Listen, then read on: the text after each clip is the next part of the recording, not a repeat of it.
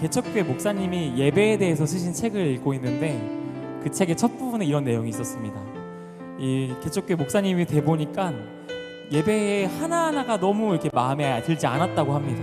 나는 이렇게 계획했고, 난 이런 소리가 났으면 좋겠고, 난 이런 분위기였으면 좋겠는데 제대로 되는 것이, 자기 계획대로 된 것이 아무것도 없다라는 거였어요.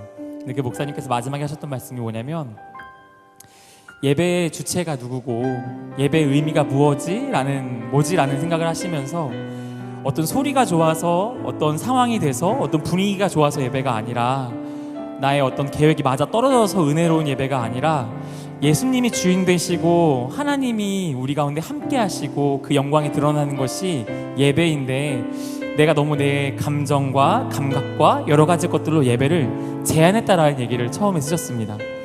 오늘 우리 가운데 예배가 어떤 의미인지를 한번 살펴봤으면 좋겠습니다. 때로는 눈물이 나야지 예배 잘 드렸다, 때로는 내 마음에 깊이 찔려야지 예배를 잘 드렸다, 여러 가지 의미가 있지만, 오늘 이 시간 내 만족이 아닌 예수 그리스도가 주인 되시는 예배로 나아갔으면 좋겠습니다. 예수님께서 오늘 예배 가운데 우리 입술과 마음을 통하여 영광 받으시고 하나님의 아름다우심과 선하심이 선명하게 드러나는 예배가 될 수 있도록 아버지여 우리를 인도하여 주옵소라고 우리 기도 제목 놓고 같이 기도하도록 하겠습니다. 기도하겠습니다. 사랑이 많으시고 은혜가 많으신 주님 아버지, 주님 오늘 이 시간 우리의 마음과 우리의 심령 가운데 주님을 예배하는 마음을 허락하여 주시옵소서. 아버지, 주님을 높여드리며 그 아름다우심을 고백하는 우리 예배가 될 수 있도록 주님 역사하여 주시옵소서. 사랑이 많으시고 은혜가 많으신 주님, 우리 예배 가운데 주님 함께하여 주옵소서. 아버지, 우리의 만족이 아니라, 내가 느끼는 것이 있어서가 아니라, 정말 예수 그리스도를 높여드리며 그분 앞에 나아가 그분을 예배가 될 수 있도록 아버지 역사하여 주시옵소서. 주님, 주의 심령을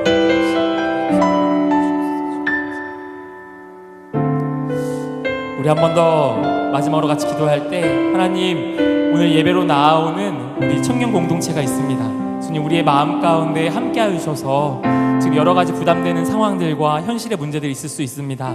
그러나 이 시간 예배로 우리를 부르신 그 아버지의 손길에 반응하는 시간 되게 하여 주시옵소서. 우리를 예배로 불러주시고 또 그 음성으로 말씀하여 주시는 그 주님의 시간이 될 수 있도록 이 시간을 인도하여 주시고 역사하여 주시옵소서. 우리 마지막으로 함께 같이 기도하도록 하겠습니다. 기도하겠습니다. 아버지 하나님, 주님 오늘 우리를 예배 자리로 부르셨으니 아버지, 당신께서 오늘 우리의 나아온 청년들의 마음을, 우리의 심령을 붙들어 주시고 만져주시고 또 위로하여 주시옵소서. 아버지 하나님, 우리의 심령 가운데 어떤 고백이 있어야 합니까? 또 무엇을 고백해야 합니까? 아버지여, 주께서 주시는 것들을 충만케 누리게 하시고 아버지로부터 나아오는 그 충만한 것들과 은혜 가운데 설 수 있는 제자리가 될 수 있도록 아버지여 역사하여 주시옵소서. 주님, 우리 내가는 마음 가운데 주님을 되어 주시옵시고 생명함을 부어주시고 만들 수 있도록 아버지여 역사하여 주시옵소서.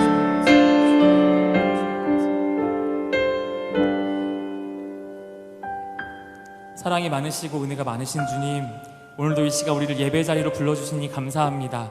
이 시간 주님, 찬양 가운데, 말씀 가운데 우리의 영적인 눈을 들어 주님의 길을 바라보게 하시고, 주께서 인도하시는 그 길 가운데 믿음으로 설 수 있는 담대함과 또 용기를, 담력을 허락하여 주시옵소서. 그리하여 우리 삶 가운데 이루어지는 주님의 나라를 바라볼 수 있는 귀한 시간이 되게 하여 주시옵소서. 혹시 우리 마음 가운데 여러 가지 환경으로 인하여 집중하기 어려운 마음들이 있다면 그 마음들 주님 면밀히 살펴주시고 또 그 마음 하나하나까지 아버지께로 인도하셔서 주님의 선하심이 우리의 심령 가운데 가득 충만할 수 있는 귀한 예배가 될 수 있도록 아버지여 역사하여 주시옵소서. 감사합니다. 주님 사랑합니다. 예수 그리스도의 이름으로 기도드립니다. 아멘. 우리 시간 자리에서 일어나서 우리 사도신경으로 우리의 신앙과 믿음을 고백하도록 하겠습니다. 전능하사 천지를 만드신 하나님 아버지를 내가 믿사오며 그 외아들 우리 주 예수 그리스도를 믿사오니 이는 성령으로 잉태하사 동정녀 마리아에게 나시고 본디오 빌라도에게 고난을 받으사 십자가에 못 박혀 죽으시고 장사한 지 사흘 만에 죽은 자 가운데서 다시 살아나시며 하늘에 오르사 전능하신 하나님 우편에 앉아 계시다가 저리로서 산자와 죽은 자를 심판하러 오시리라. 성령을 믿사오며 거룩한 공회와 성도가 서로 교통하는 것과 죄를 사하여 주는 것과 몸이 다시 사는 것과 영원히 사는 것을 믿사옵나이다. 아멘. 오늘 예배 가운데 함께 하실 주님께서 우리의 믿음의 눈을 뜨게 하실 것입니다. 우리 그 주님께 영광의 박수 올려드리겠습니다.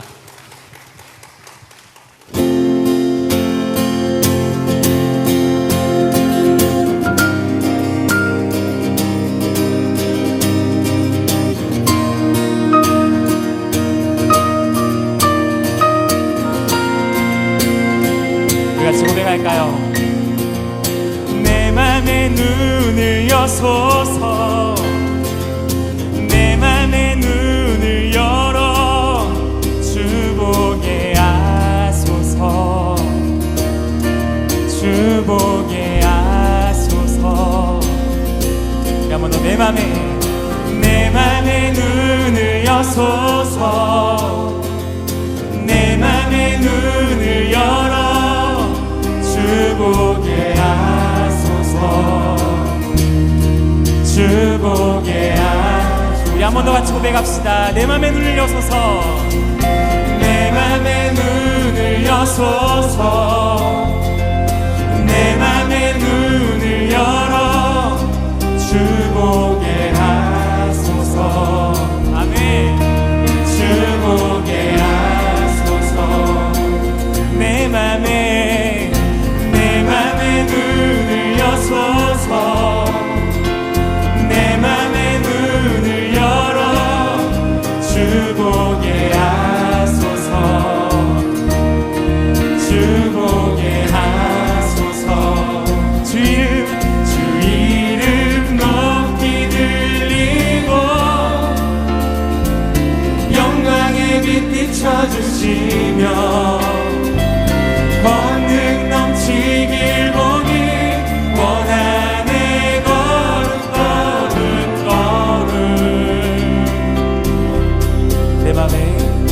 내 맘의 눈을 여소서, 내 맘의 눈을 열어 주보게 하소서, 주보게 하소서. 내 맘의 눈을 여소서, 내 맘의 눈을 열어 주보게 하소서. 주님께서 역사하실 것입니다. 주 이름 높이 들리고, 주 이름 높이 들리고 영광의 빛 비춰주시며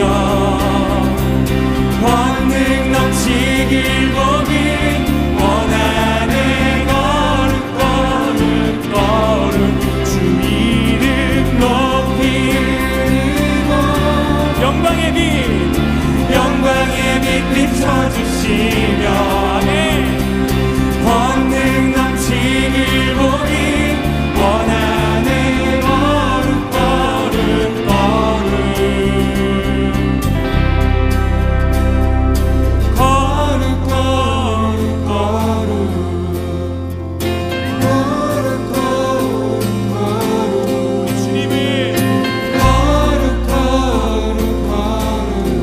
주보게 하소서.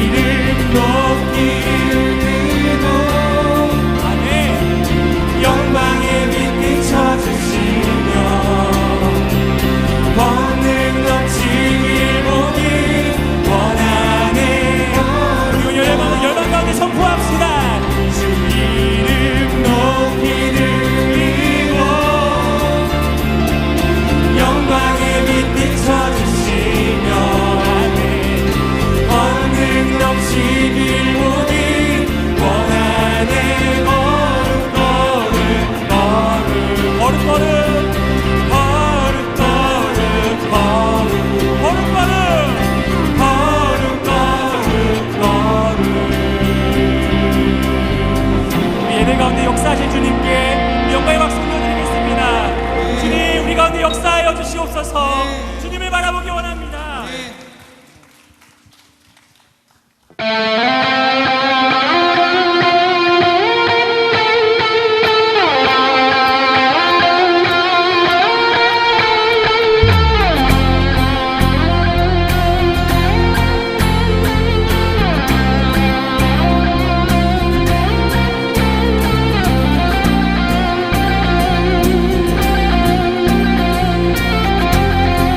같이 믿음으로 고백합시다. 산을 넘어 천국에 가고 빛 가운데로 걸어가면 주께서 항상 지키시기로 약속한 말씀 변치 않네.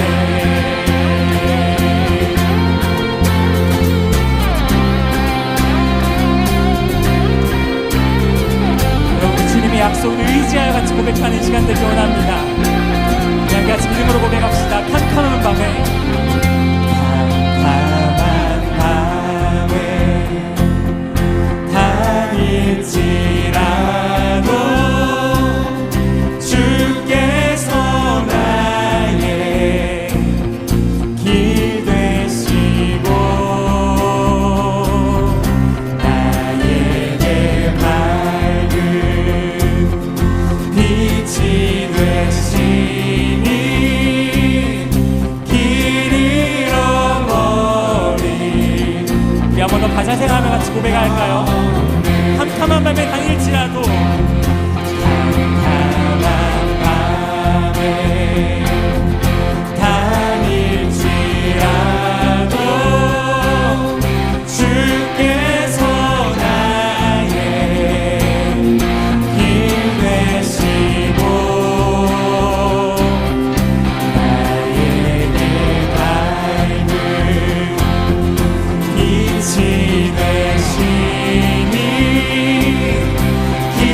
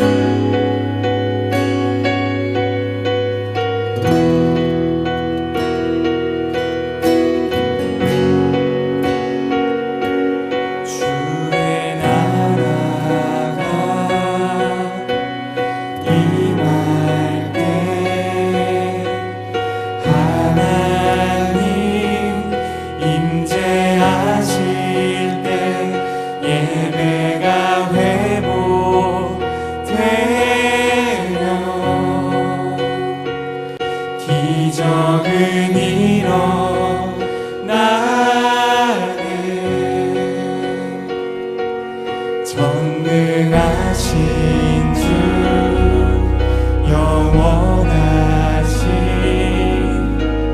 능력의 통치자 자유가 선포되어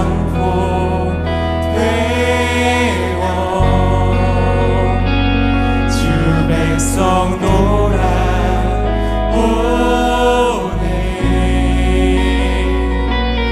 하나님 나라 임하소서. 영광과 존귀 능력과 위엄 놀라운 사랑의 기적의 하나님 지금 이곳에 오소서. 주의 나라가 주의 나라가 임할 때 하나님 임재하실 때 예배가 회복되며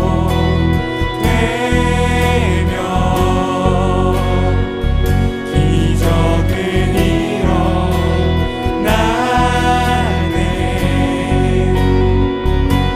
전능하신 주 영원하신 능력의 통치자 자유가 선포되어 주 백성 돌아오네.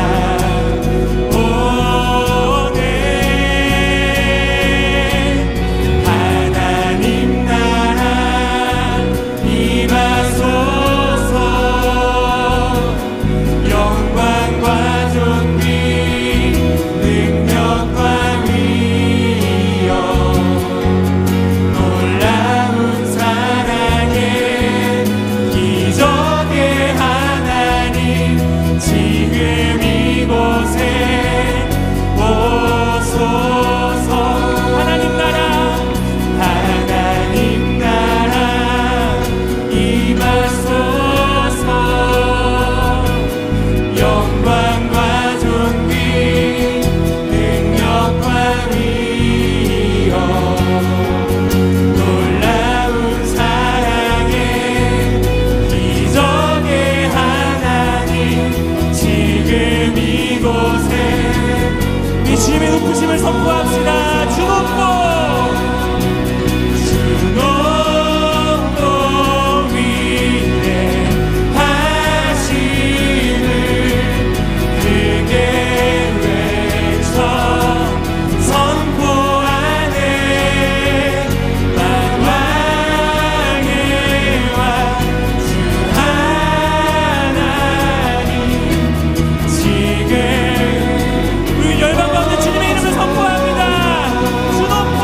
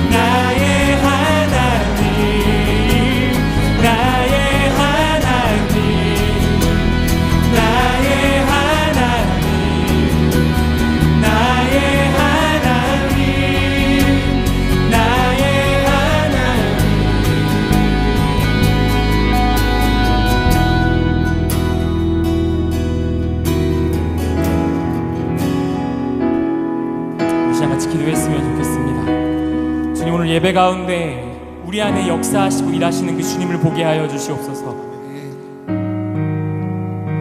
주님을 향한 고백이 머리에서 끝나는 고백이 아니라, 이해하고 끝나는 고백이 아니라, 오늘 우리의 인생과 삶 가운데 함께 하시어 생명의 길로 인도하시는 그 주님을 보게 하여 주시옵소서.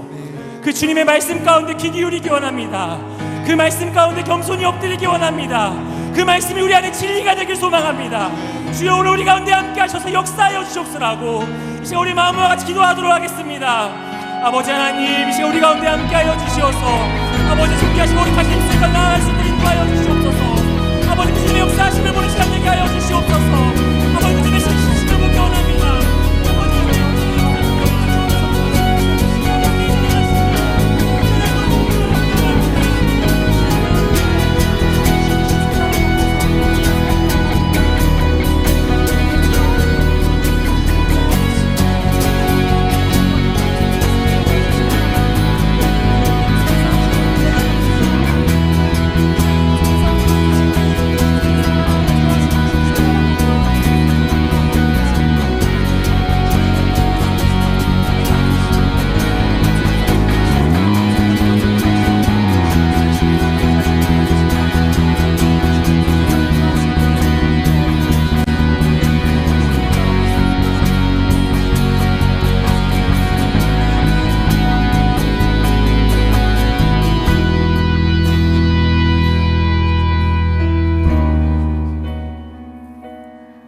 우리의 찬양의 이유가 되시는 하나님, 감사합니다. 오늘도 변함없는 사랑으로 우리를 예배의 자리로 불러주시고 우리와 함께 하시는 그 주님의 이름만을 높여 찬양합니다. 우리를 하나님의 형상을 따라 지으시고 독생자 예수 그리스도를 이 땅에 보내주셔서 세상 그 무엇과도 비교할 수 없는 크고 깊은 사랑을 허락하신 하나님, 우리에게 허락하신 그 사랑을 믿고 따른다고 입술로는 고백하지만 우리는 지난 한 주도 세상이 우리에게 속삭이는 기준과 가치에 흔들리고 주님의 마음을 알기 원하는 마음보다 내 마음의 원함을 따르며 살아왔음을 회개합니다. 주님, 그럼에도 불구하고 연약한 우리를 다시 하나님 앞에 나올 수 있는 은혜를 허락하여 주셔서 감사합니다. 지금 이 시간 오늘도 여전히 나를 붙드시고 일하시는 하나님만 바라보며 나아가길 원합니다. 내가 그리스도와 함께 십자가에 못 박혔나니 그런즉 이제는 내가 사는 것이 아니요 오직 내 안에 그리스도께서 사시는 것이라. 이제 내가 육체 가운데 사는 것은 나를 사랑하사 나를 위하여 자기 자신을 버리신 하나님의 아들을 믿는 믿음 안에서 사는 것이라. 아멘. 하나님께서 사랑하시는 우리 공동체 한 사람 한 사람이 겪고 있는 여러 문제들, 그리고 그 어떤 상황보다 크신 하나님을 바라보며 나아가기 원합니다. 매일의 삶 가운데 함께 하시는 하나님을 경험하며 우리의 믿음이 더 굳건해지게 하시고 날마다 그 하나님을 닮아가는 은혜가 우리 안에 있게 하여 주시옵소서. 더 나아가 오늘의 예배를 통해 복음의 은혜를 기억하며 부르신 삶의 자리에서 그 사랑을 나누는 자들로 살아갈 수 있도록 인도하여 주시옵소서. 너희는 이 세대를 본받지 말고 오직 마음을 새롭게 함으로 변화를 받아 하나님의 선하시고 기뻐하시고 온전하신 뜻이 무엇인지 분별하도록 하라. 아멘. 하나님, 우리를 청년의 때에 주님의 자녀로 부르신 이유와 우리를 향한 아버지의 뜻을 구하며 이 시간 나아갑니다. 오늘 말씀을 전하시는 이명광 목사님에게 성령 충만함을 허락하시고 그 말씀을 듣는 우리의 마음을 열어주셔서 그 말씀이 다가올 한 주를 살아내는 힘이 되게 하시고 삶의 매 순간마다 예수 그리스도의 마음을 품고 하나님의 나라를 살아가는 우리 청년 공동체가 되게 하여 주시옵소서. 지금 우리의 모임 가운데 함께 하시는 다시 오실 살아계신 예수님의 이름으로 기도드립니다. 아멘.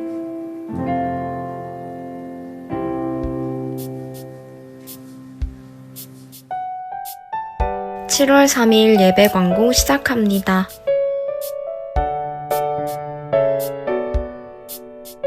매주 주일 예배 전 오후 2시 30분 일가홀에서 예배를 위한 중보기도 모임이 열립니다.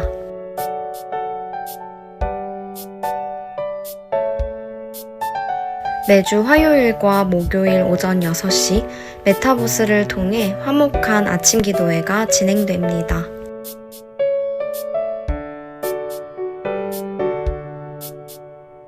오늘 예배 중에는 2022년도 1학기 예비리더 훈련과 복음학교 더 베이직 참가자 19명에 대한 수료식이 진행될 예정입니다.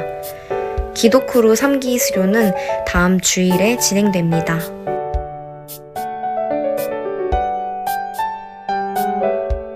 다음 주일에는 미디어와 음향 장비를 최소화하는 노미디어 언플러그드 예배를 드립니다.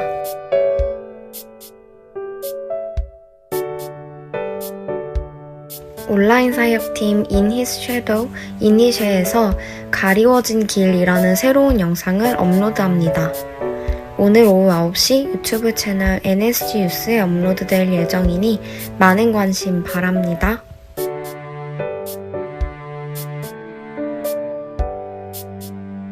군선교 모집 안내입니다.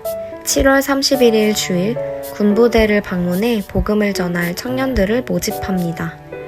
지원 대상은 XEE 1단계 이상 수료자이며 7월 10일 주일까지 지원을 받습니다. 추가 문의사항은 라세진 전도사님께 주시기 바랍니다.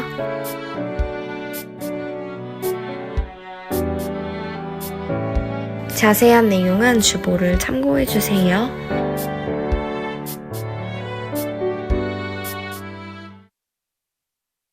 반갑습니다.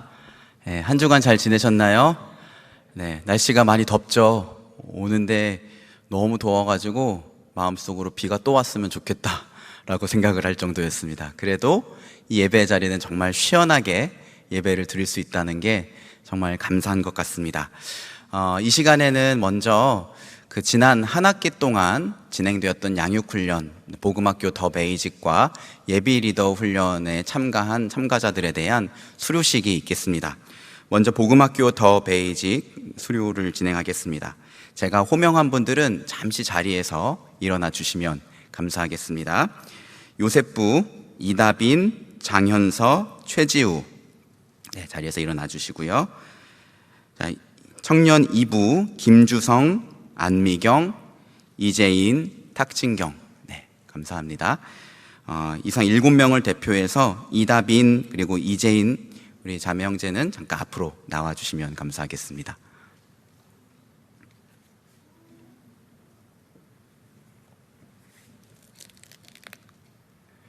네, 수료증을 드리도록 하겠습니다. 수료증 복음학교 더 베이직 청년 요셉부 이다빈, 위의 사람은 청년사역센터에서 시행한 복음학교 더 베이직의 모든 과정을 성실하고 적극적으로 임하여 수료하였기에 이 증서를 수여합니다. 주 2022년 7월 3일 남서은혜교회 청년사역센터장 임영광 목사.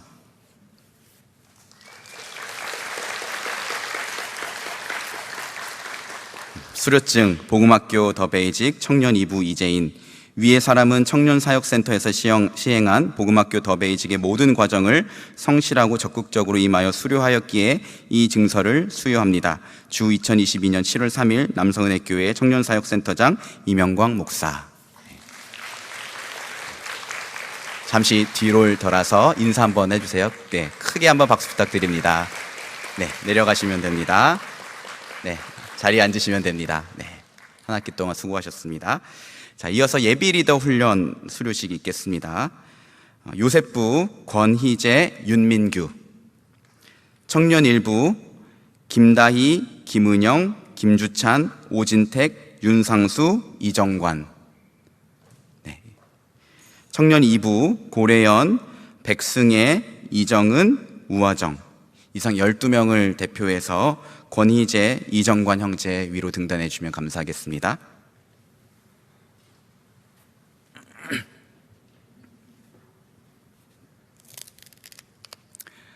수료증 예비 리더 훈련 청년 요셉부 권희재, 위의 사람은 청년사역센터에서 시행한 예비 리더 훈련의 모든 과정을 성실하고 적극적으로 임하여 수료하였기에 이 증서를 수여합니다. 주 2022년 7월 3일 남설은혜교회 청년사역센터장 임영광 목사.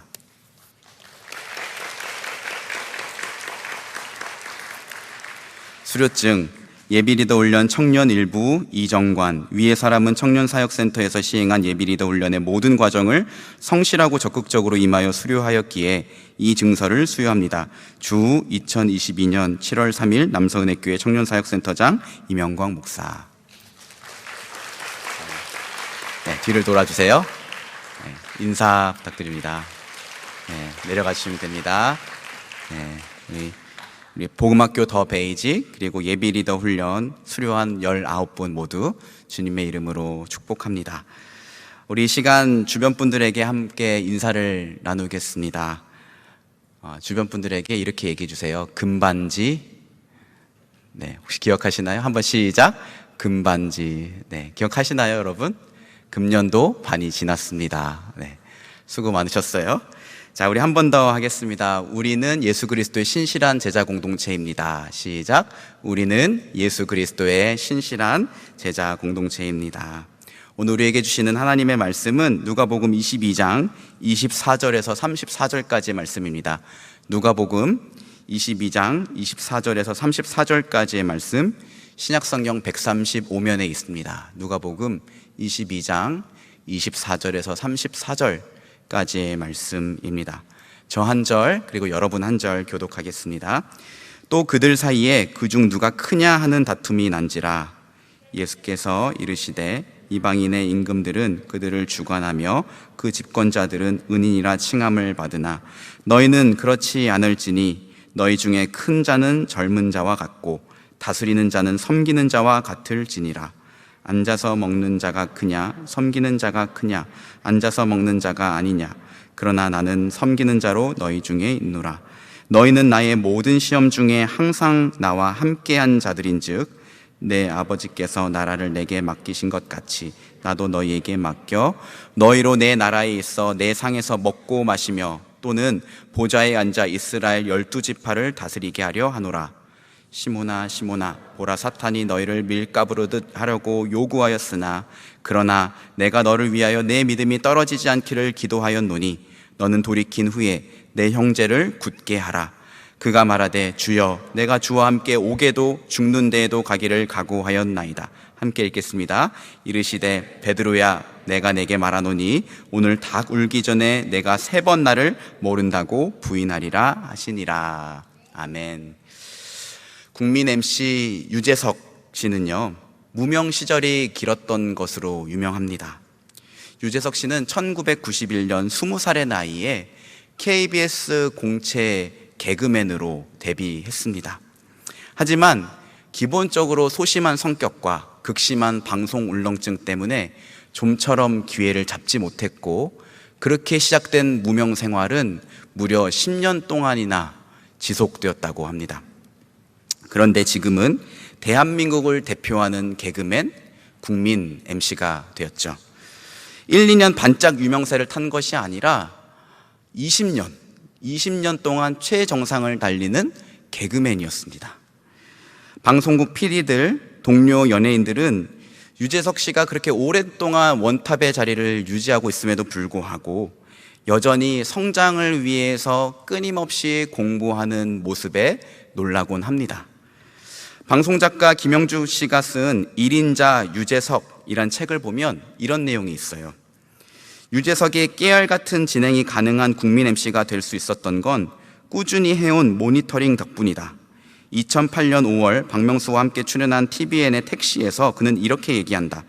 처음 방송을 시작했을 때 워낙 울렁증이 심해서 어떻게 해야 하나 고민을 많이 했다.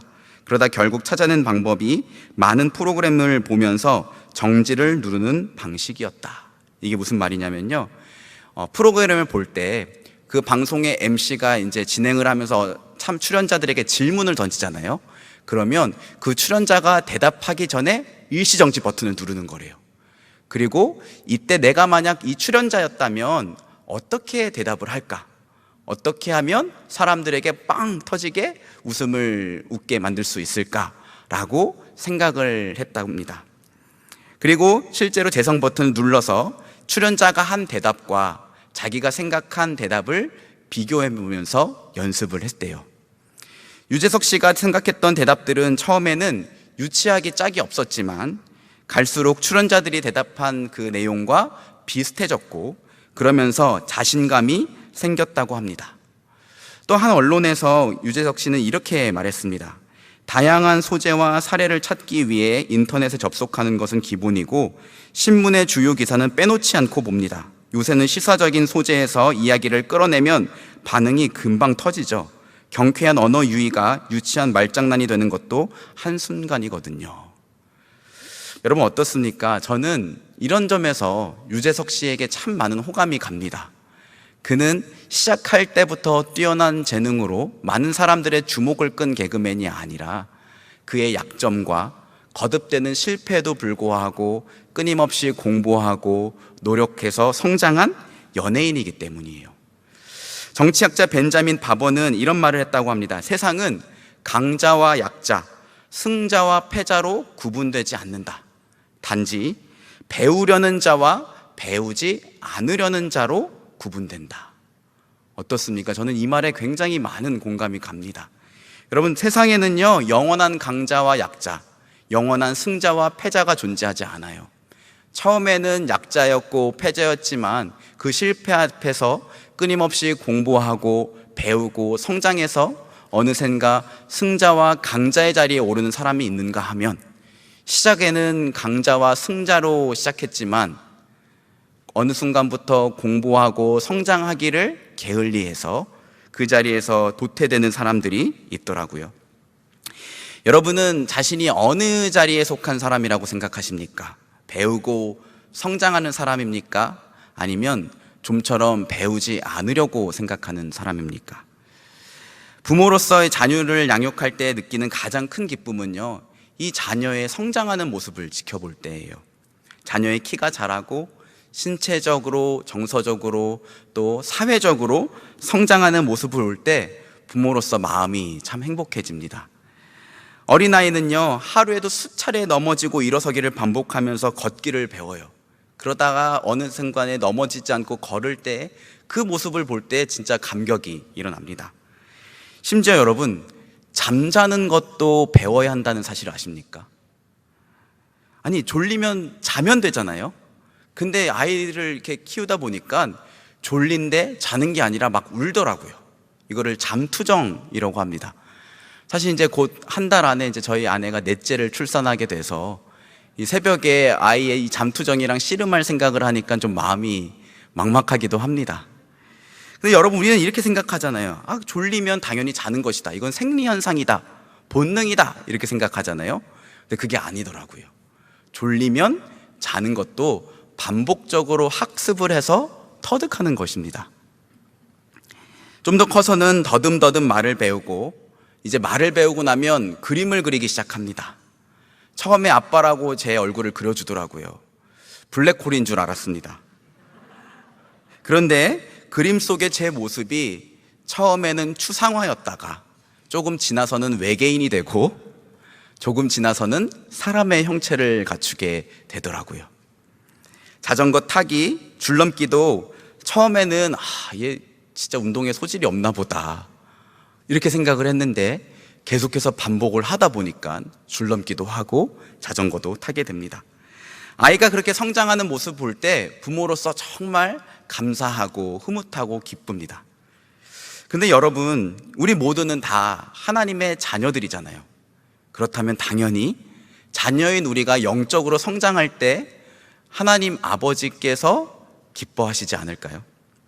특별히 예수 그리스도의 제자된 우리는 계속해서 영적으로 성장하기 위해서 힘써야 됩니다. 왜냐하면 그것이 우리를 당신의 모습으로 변화시키시고 성장시키실 예수님의 목적이고 일하는 방법이기 때문이에요.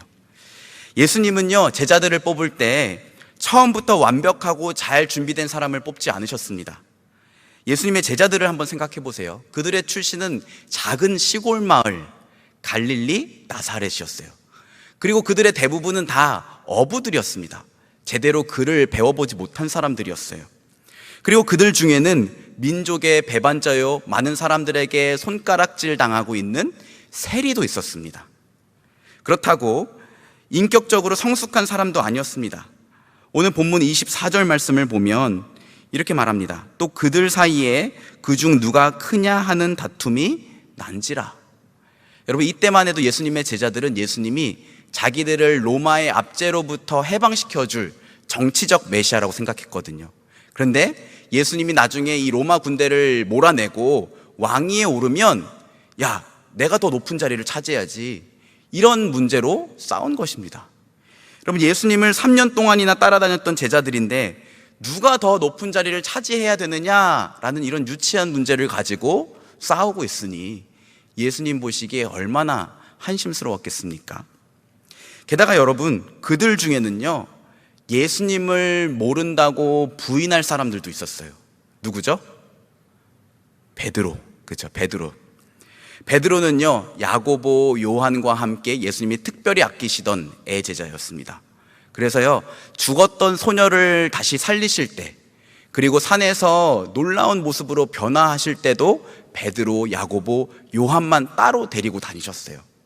여러분, 이렇게 놀라운 장면을 목격했던 베드로, 예수님의 이런 총애와 사랑을 받았던 베드로라면 당연히 예수님이 로마 군대에게 잡히셨을 때 끝까지 그 곁을 지켰어야 하잖아요.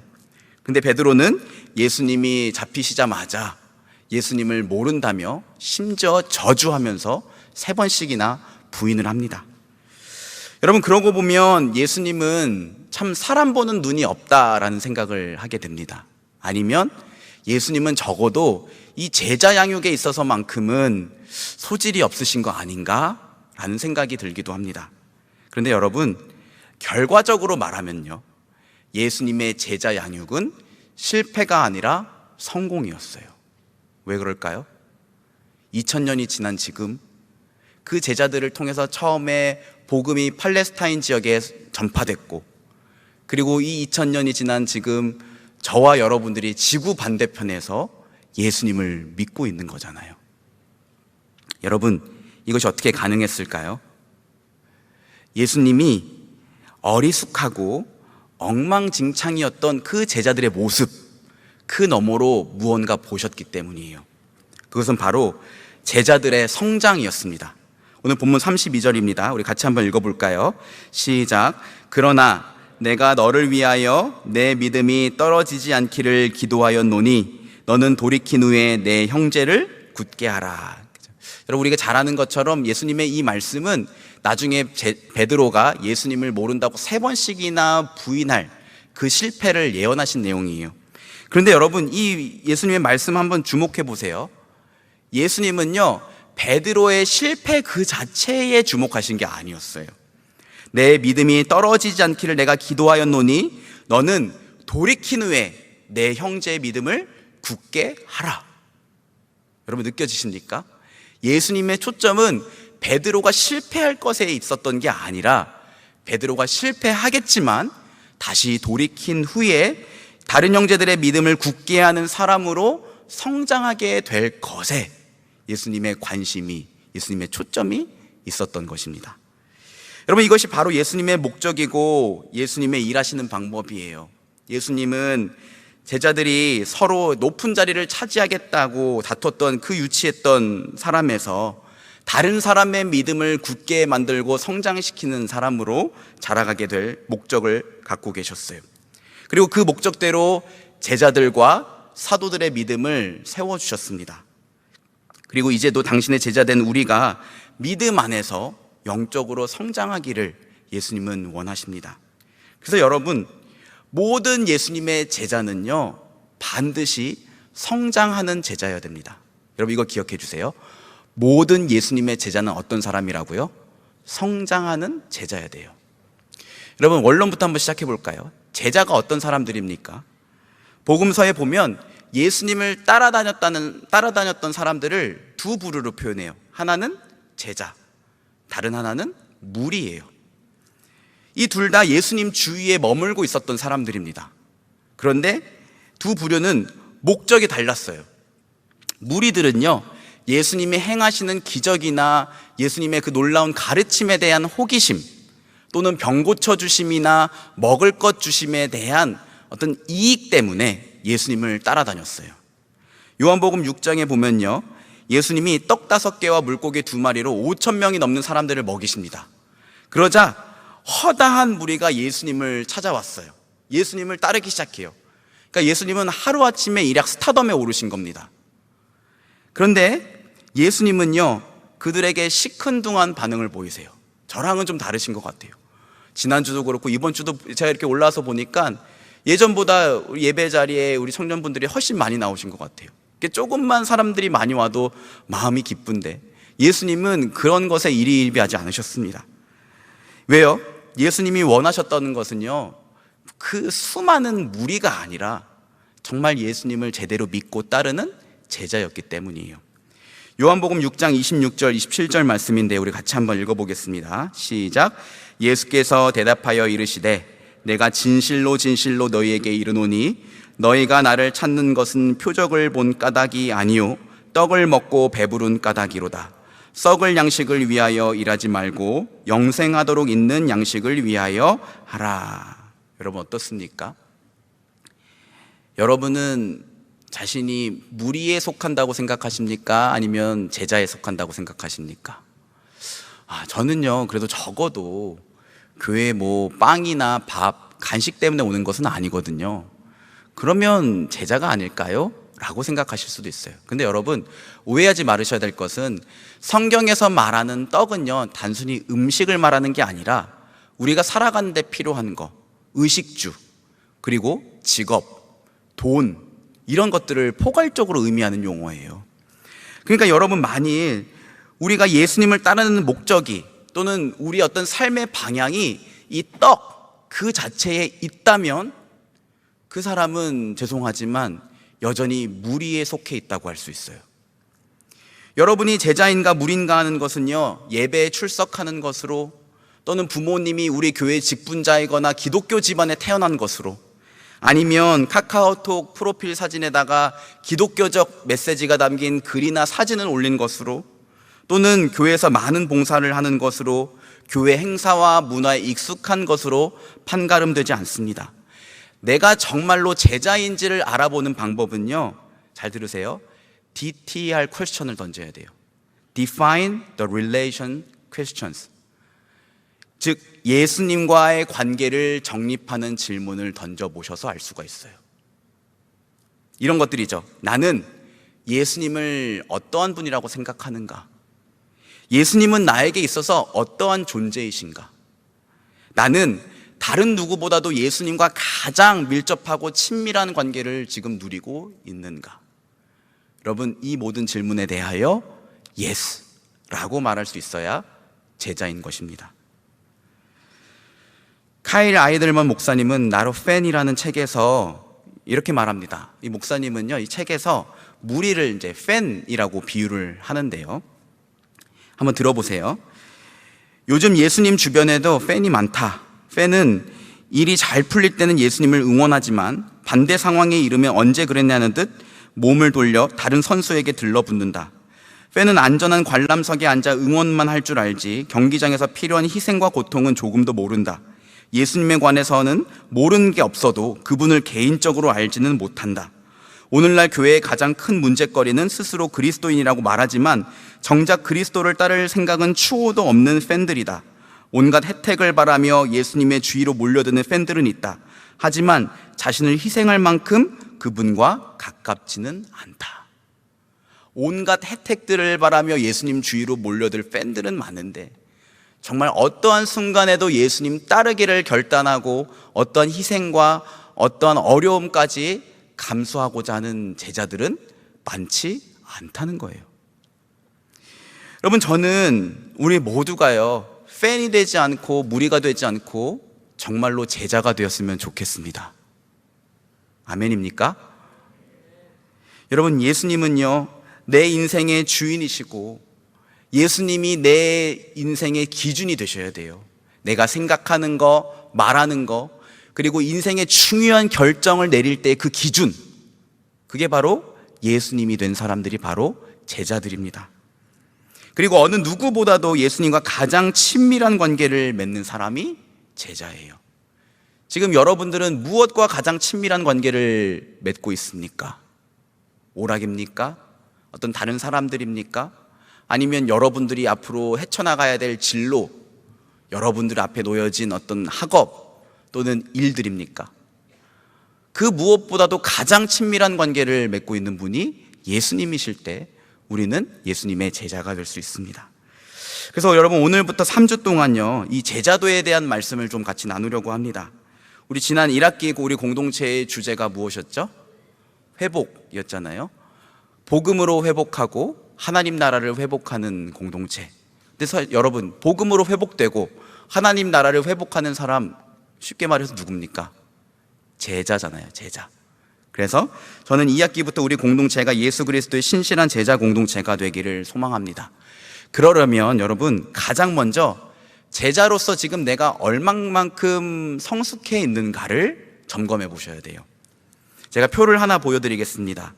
짐 푸터먼 목사님이 쓴 교회는 팀이다 라는 책에 나온 내용인데요, 이 표에 보면 여러분, 한 사람의 영적 성숙을요 4단계로 구분하고 있습니다.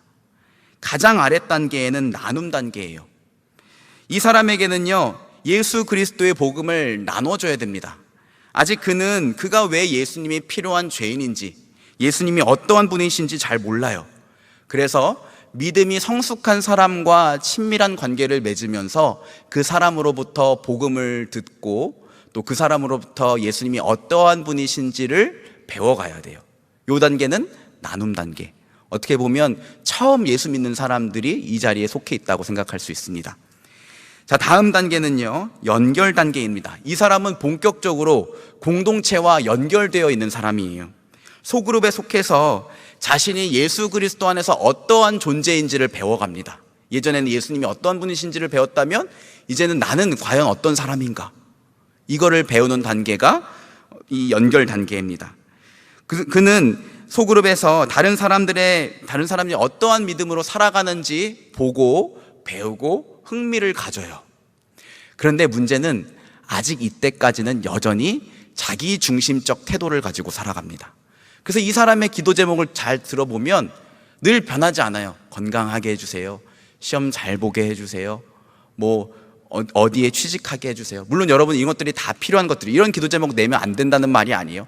그러나 그 사람의 모든 관심이 여전히 그 자리에 머물러 있다면 그 사람은 이 두 번째 연결 단계다라고 할 수 있을 것 같아요.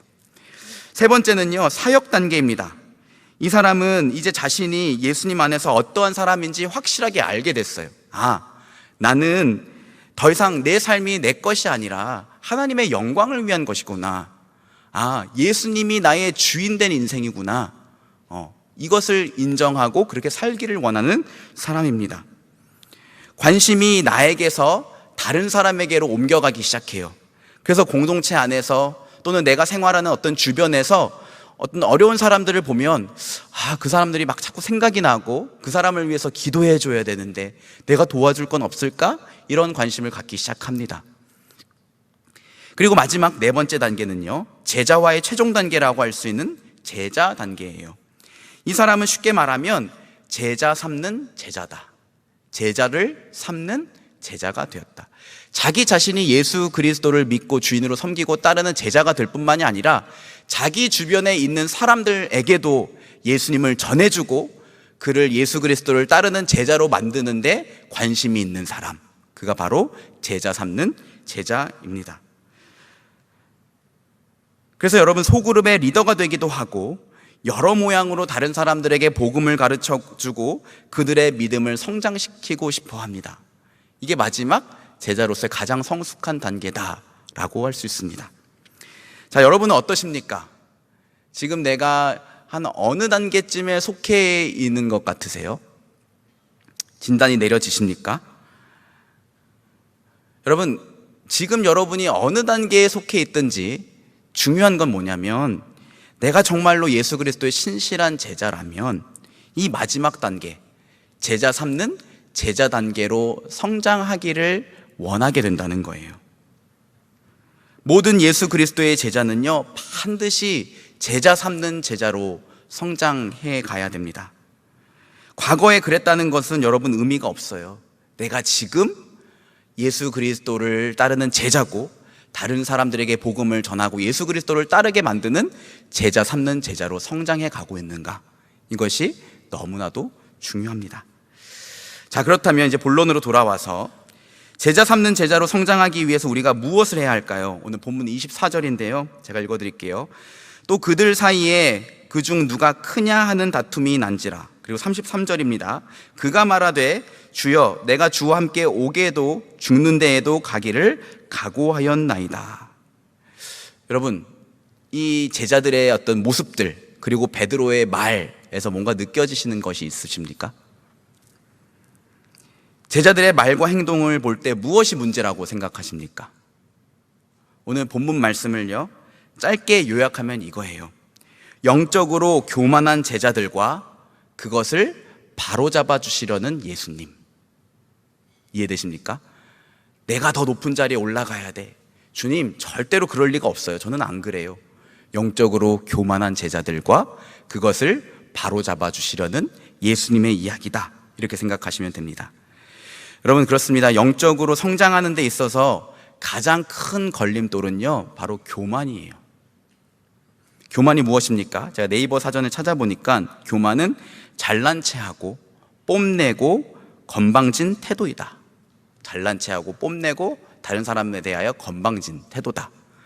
우리나라는 전통적으로 이 유교의 영향을 받았기 때문에 교만은 나쁜 것으로, 그리고 겸손은 굉장히 좋은 것으로 많이들 생각하고 그렇게 가르칩니다. 근데 요즘은요, 좀 시대가 변한 것 같아요. 지나치게 겸손한 사람들의 매력이 없어요. 그리고 적당히 교만한 사람들이 굉장히 멋지다고 생각합니다. 그래서 래퍼나 인플루언서들이요, 일반 사람들이 상상하기 힘든 거액의 소비를 한 다음에 이렇게 사진을 딱 올리잖아요. 그리고 뭐라고 말합니까? 오늘 플렉스 했다, 이렇게 하잖아요. 맞습니까? 근데 여러분, 성경에서 말하는 교만은요, 어떤 잘난 체 하는 정도, 뽐내는 정도의 의미가 아니에요. 성경에서 말하는 교만은 스스로를 높이고 하나님의 은혜와 도움을 부인하는 최고의 범죄 행위예요. 자기 스스로의 영적인 상태를 높여요. 난 제법 괜찮은 사람이야. 나는 다른 사람들과 달라. 그리고 하나님의 은혜와 도움을 부인하는 최고의 범죄 행위입니다. 그래서 여러분, 교만은요, 한 사람이 영적으로 성장하는 데 있어서 가장 큰 걸림돌이에요. 교만은 나 자신을 높이기 때문에 내 안에 계신 예수 그리스도를 작게 만듭니다. 은혜를 구하지 않아요. 그래서 교만한 사람은 결코 예수님을 따를 수도 없고 예수님의 제자로 성장해 갈 수도 없습니다. 그래서 여러분, 우리가 성장하는 제자가 되기 위해서 딱 한 가지 정말로 주의하고 경계해야 될 것이 있다면 그것이 무엇이다? 교만. 그렇게 생각하셔야 됩니다. 누가복음 18장에 보면 두 사람이 성전에 올라가서 기도를 합니다. 한 사람은 종교적으로 열심히 대단하고 많은 사람들의 인정과 칭찬을 받았던 바리새인, 다른 한 사람은 많은 사람들이 죄인이라고 손가락질하고 있었던 세리였습니다. 바리새인은 이렇게 기도합니다. 하나님, 나는 불의나 간음을 하는 자들과 같지 않고 또 여기 있는 이 세리와 같지 않음으로 인하여 감사합니다. 나는 일주일에 2번 금식하며 또 소득의 11조를 드립니다. 이게 바리새인의 기도였어요.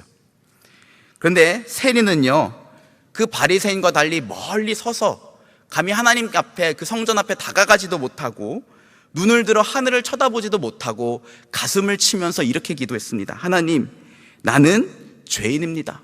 나를 불쌍히 여겨주세요. 여러분, 이 두 사람에 대한 예수님의 평가를 한번 들어볼까요? 누가복음 18장 14절 말씀인데 우리 같이 한번 읽어봅시다. 시작. 내가 너희에게 이르노니 이에 저 바리새인이 아니고 이 사람이 의롭다 하심을 받고 그의 집으로 내려갔느니라. 무릇 자기를 높이는 자는 낮아지고 자기를 낮추는 자는 높아지리라 하시니라. 아멘. 여러분, 바리새인의 기도를 기억하세요. 그는 기도하는 그 순간에도 자기 자신을 다른 사람과 비교하며 높였습니다. 그리고 하나님께 은혜를 구하지도 않았어요. 하지만 세리는 자기를 하나님 앞에서 철저히 낮추고 은혜를 구했습니다. 하나님, 나는 죄인입니다. 나를 불쌍히 여겨주세요. 여러분, 우리가 이렇게 성장하는 제자가 되려면요, 반드시 이 교만의 문제를 먼저 해결하셔야 돼요. 그러면 이 교만의 문제를 해결하고 우리가 성장하기 위해서 어떻게 해야 될까? 가장 먼저는요, 내 안에 교만함을 발견하는 것입니다. 여러분, 우리의 문제가 무엇인지 아세요? 우리가 교만하면 얼마나 교만했든지 자기가 교만한지도 잘 모른다는 거예요. 여러분, 이 교만에 대해서 얘기를 하면 딱 마음에 나 진짜 교만하지, 나 진짜 회개해야겠다 이렇게 생각하는 사람 있습니까? 우리 그렇게까지 생각하지 않잖아요. 그런데 바로 그게 우리의 교만이라는 거예요. 내가 영적으로 얼마나 교만한 상태인지 끊임없이 분별하셔야 됩니다. 가장 좋은 방법은 나의 이 언어를 좀 관찰해 보는 겁니다. 예수님이 이렇게 말씀하셨거든요. 사람이 마음에 가득한 것을 입으로 말한다. 그러니까 여러분, 우리 마음이 교만하면 반드시 우리가 이걸 숨기려고 해도 우리의 말로써 드러나게 되어 있어요. 그래서 내가 교만한지 알려주는 말들이 몇 가지가 있는데 한번 들어보세요. 한번 점검해 보세요. 첫째, 교만은요, 아니 감히 나한테 그런 말을 해? 라고 말을 하게 합니다. 교만은 자기가 다른 사람들보다 더 우월하다고 생각하기 때문에 그 사람들의 어떤 비판이나 어떤 지적을 받으려고 하지 않아요. 어떻게 나한테 그렇게 말할 수가 있어? 선을 넘는 거 아니야? 건방진 거 아니야? 라고 생각을 해요. 두 번째는요, 교만은 아니 사과할 사람은 내가 아니야, 그 사람이야 라고 말하게 합니다. 교만은 자석처럼 갈등에 이끌려요. 교만은 사소한 언쟁을 더 큰 싸움으로 만듭니다. 교만한 사람에게 있어서 세상에서 가장 힘든 일은 자기 자신을 낮추고 용서를 구하고 사과하는 일이에요. 사과하려면 자기 자신을 낮추어야 되는데 교만한 사람은 자기 자신을 다른 사람들 앞에서 낮추는 것을 죽기보다 싫어합니다. 세 번째는 교만은 이렇게 말하게 해요. 이건 공평하지 않아. 저는 여기에서 좀 많이 찔렸습니다. 다른 누구보다 내가 그래도 더 인정받고 복받기에 합당한 사람인데 그렇지 않으면 모든 것이 불공평해 보여요. 아니 왜 내가 아니라 그 사람이 승진했지? 왜 그가 나보다 더 좋은 집에 살아야 되는 거야? 왜 사람들은 내가 아닌 저 사람들을 그렇게 인정해주고 칭찬하지? 어떤 사람들의 성공에 대해서 칭찬하고 같이 기뻐해 주는 게 굉장히 마음이 어려워요. 그러면 그건 지금 내가 교만한 상태다 라고 생각하시면 됩니다. 또한 교만은 다른 사람들을 막 험담해요. 왜 그럴까요? 그 사람을 험담해야 내가 높아지거든요. 그 사람들의 잘못된 것을 지적해야 나의 정당성이 드러나거든요. 그래서 다른 사람들을 험담하기를 좋아한다면 지금 나는 영적으로 매우 교만한 상태다 라고 생각하시고 반성하셔야 됩니다. 그런데 여러분, 내가 교만한지 가장 확실하게 알려주는 기준은요, 지금 내 안에 은혜에 대한 목마름이 있는가 하는 거예요. 은혜에 대한 목마름. 교만은 내가 얼마나 은혜가 절실히 필요한 죄인인지를 잊어버리게 만듭니다. 여러분, 바리새인의 기도를 생각해 보세요. 바리새인이 원했던 것은 하나님께 은혜를 구하는 게 아니었어요. 뭐였나요? 하나님, 제가 이만큼 잘했거든요. 하나님은 그냥 한번 확인해 주시기만 하면 돼요. 하나님, 저 인정해 주시기만 하면 돼요. 아마 잘 정리됐을 거예요. 이게 바리새인의 기도였어요. 베드로는 어땠습니까? 베드로는 예수님께 이렇게 항변했죠. 주님, 제가 절대로 주님을 부인할 리가 없습니다. 저는 주님과 함께 오게도 가고 죽음에도 가기를 결정한 사람입니다. 주님, 저는요 한다면 하는 사람이에요. 어떻게 보면 베드로는 예수님을 믿었던 게 아니라 자기 자신을 믿었던 거라 할 수 있습니다. 교만이죠. 사랑하는 여러분, 지금 여러분 안에 은혜에 대한 목마름이 있습니까? 그 은혜에 대한 목마름으로 이 예배의 자리에 나오셨나요? 마음이 겸손한 사람은요 자기의 부족함을 아는 사람이에요. 그래서 그 부족함 때문에 은혜에 목마릅니다. 하나님, 나를 불쌍히 여겨주세요. 저 이번 주도 진짜 잘 살아보려고 했는데 또 넘어졌거든요. 하나님, 나를 불쌍히 여겨주시고 내게 은혜를 주세요. 제가 살아보니까 하나님 은혜 없으면 저는 매일 넘어지는 죄인이에요. 제발 나를 붙들어 주세요. 그 은혜에 대한 목마름으로 예배하는 자들이 겸손한 사람들입니다. 하나님은 그렇게 겸손해서 은혜에 목마른 자를 결코 외면하지 않으십니다. 야고보서 4장 6절 말씀인데요, 우리 같이 한번 읽어보겠습니다. 시작. 그러나 더욱 큰 은혜를 주시나니 그러므로 일렀으되 하나님이 교만한 자를 물리치시고 겸손한 자에게 은혜를 주신다 하였느니라. 아멘. 여러분, 이 겸손한 심령으로 은혜를 날마다 사모하는 우리 모두가 되었으면 좋겠습니다. 성장하는 제자가 되기 위해서 우리가 해야 될 두 번째는요, 영적인 목표를 세우는 겁니다. 오늘 말씀에 보면요, 예수님은 베드로에게 영적인 목표를 제시하셨어요. 그게 뭐였나요? 내가 너의 믿음이 떨어지지 않기를 위하여 기도하였나니 너는 돌이킨 후에 형제들의 믿음을 굳게 하는 자가 되어라. 예수님이 뭐라고 하셨냐면, 베드로야, 괜찮아. 그런데 나중에는 너의 그 형제 자매들의 믿음을 굳게 만드는 사람이 돼. 거기까지 자라가. 예수님이 말씀해 주신 거예요. 그것이 베드로의 인생의 목표가 되었고, 예수님이 죽으시고 부활하시고 승천하신 다음 베드로는 교회의 지도자가 되어서 다른 형제 자매들의 믿음을 굳게 하는 사람이 되었습니다. 여러분, 본격적인 여름이 시작됐는데요, 여름이 되면 덥기도 하지만 이제 휴가가 나를 기다리고 있다는 사실에 마음이 설레기도 합니다. 여러분, 휴가 계획 세우셨나요? 제가 요즘 이렇게 인스타에 보니까 제주도에 많이들 가시더라고요. 부러워 죽겠습니다. 그렇다면 여러분에게 또 한 가지 묻겠습니다. 여러분, 이 방학 기간 동안 영적인 목표, 신앙 성장을 위한 목표도 세우셨나요? 갑자기 조용해지네요. 방학 기간 동안 어떤 영적인 목표도 세우지 않으셨다면 문제가 있는 거예요. 그건 내가 지금 영적으로 충분해 라고 교만하거나 아니면 내 영적인 것에는 전혀 관심이 없는 것이 될 수도 있습니다. 여러분, 오늘 받으신 주보를 한번 살펴볼게요. 네. 주보 한번 꺼내주시겠어요? 네. 주보 뒷면을 봐주시면 거기 보시면 여러분, 설교를 메모하는 란에 표가 하나 그려져 있을 겁니다. 이번 한 주 동안 방학 기간에 나의 어떤 영적인 성장을 위한 목표를 한번 고민해 보시고 거기다가 적어 보셨으면 좋겠어요. 구체적으로 DTR, 예수님과의 관계를 바르게 정립하기 위해 나는 무엇을 할 것인가, 좀 구체적으로 한번 생각해 보셨으면 좋겠습니다. 예를 들어 방학 기간 동안 복음서 읽기, 아니면 하루에 정한 시간만큼 기도하기, 아니면 중보기도 배우기. 네, 제가 중보기도 학교를 해서 이렇게 말씀드리는 건 아니에요. 이번 주까지 신청하실 수 있습니다. 정 모르겠으면 수련회에 참석해서 은혜 받기, 이렇게라도 한번 여러분, 이번 방학 기간 동안 내가 신앙적으로 더 성숙해지기 위한 구체적인 목표를 한번 적어보셨으면 좋겠습니다. 자, 그 다음에는 그 밑에 보시면 여러분, 노미디어 언플러그드에 관한 내용이 있어요. 이거 뭐냐면, 우리 다음 주에 노미디어 언플러그드 예배를 드리게 되는데, 이건 뭐냐면, 여러분, 우리가 미디어나 어떤 음향 장비에 의해서 굉장히 편하고 또 풍성하게 예배를 드리기도 하지만, 때로는 너무 편해서, 때로는 다른 것들에 어떤 정신이 산만해져서 하나님께 좀 집중하기가 어려울 때가 있는 것 같아요.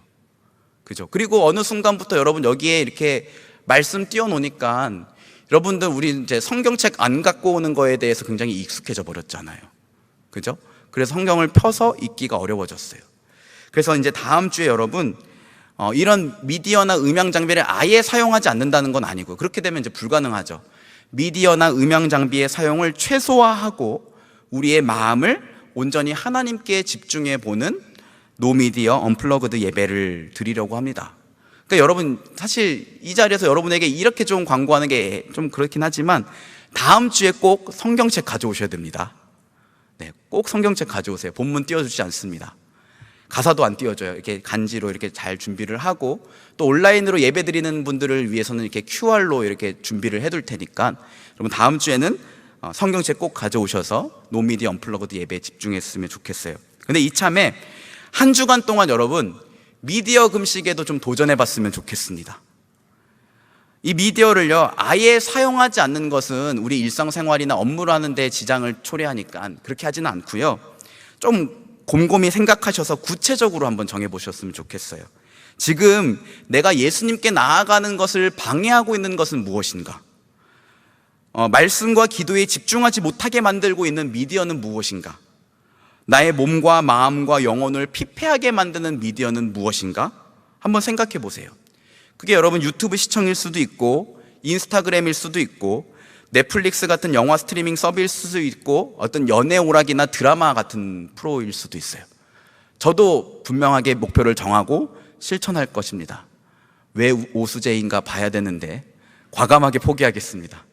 그것뿐만이 아니라 뭐 다른 것들도 더해서 한 주간 동안 한번 하나님께로 나가는 것을 방해하는 이 미디어들을 좀 줄여보려고 합니다.